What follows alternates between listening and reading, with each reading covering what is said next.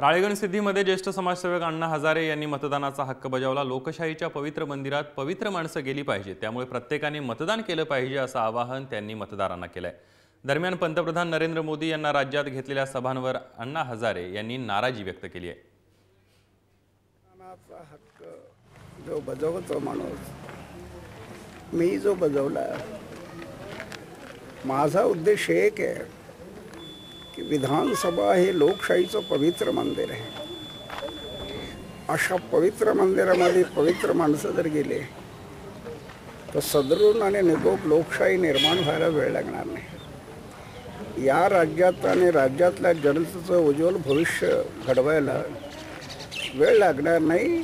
त्या पवित्र मंदिरामध्ये पवित्र माणसांनी जाणार आणि अशा दृष्टीने मी आज माझं मतदान केलं ते अशा एका पवित्र माणसाला केलं। लोकशाहीमध्ये आपण रोखणार कोणाला रोखू शकत नाही। फक्त एवढं आहे की एक पंतप्रधान पदावरती असणारा माणूस एका राज्यामध्ये जवळजवळ 22, 23, 24 सभा घेतात, त्याचा मेसेज थोडासा चुकीचा गेल्याशिवाय राहत नाही।